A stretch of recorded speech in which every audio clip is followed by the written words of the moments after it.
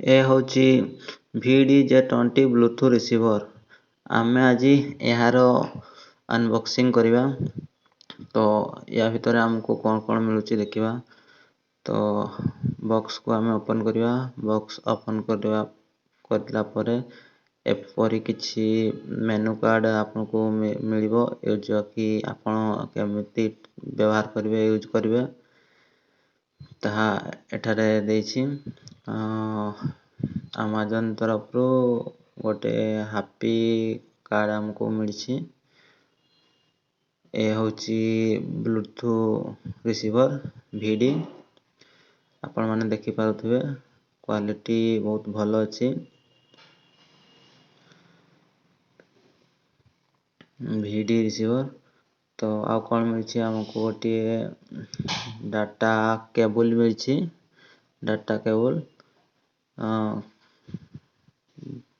କେବୁଲ୍ଟି ବହୁତ ଭଲ କ୍ୱାଲିଟି ଅଛି, ଆପଣମାନେ ଦେଖିପାରୁଥିବେ।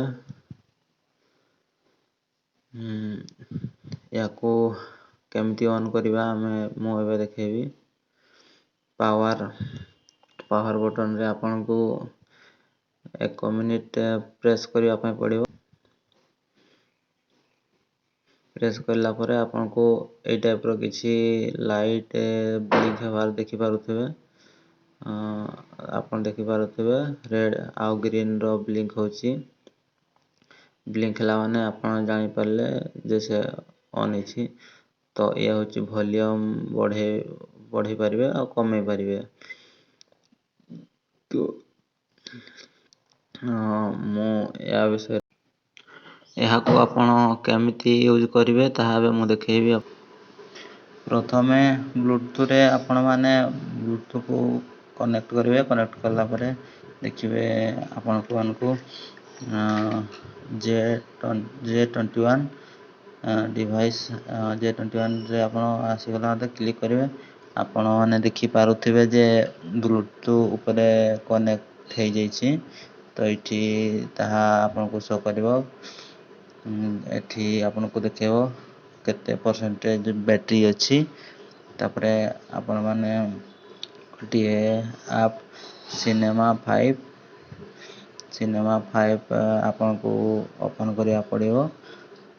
ମୋ ପାଖରେ ଆଗରୁ ଡାଉନଲୋଡ଼୍ ଥିଲା, ସେଇଥିପାଇଁ ଆପଣ ସେଟିଂରେ କ୍ଲିକ୍ କରିବେ। କ୍ଲିକ୍ କଲା ପରେ ଆପଣ ଅଡ଼ିଓ ସୋର୍ସରେ କ୍ଲିକ୍ କରିବେ। ଅଡ଼ିଓ ସୋର୍ସରେ କ୍ଲିକ୍ କଲା ପରେ ବ୍ଲୁଟୁଥ୍ ମାଇକ୍ ଆପଣ ସେଇଠି କ୍ଲିକ୍ କରିବେ। କ୍ଲିକ୍ ହେଲା ପରେ ଆପଣ ସେଟିଂ ହେଇଗଲା। ସେଟିଂ ହେଇଗଲା ପରେ ଆପଣ ବ୍ୟାକ୍ କରିବେ। ବ୍ୟାକ୍ କରିକି ଏବେ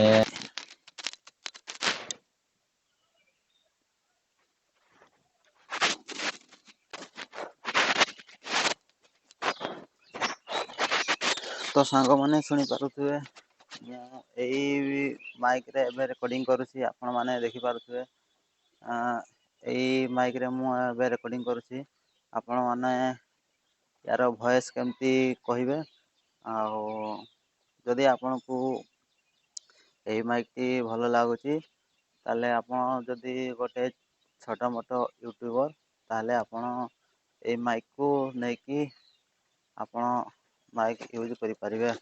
ଧନ୍ୟବାଦ।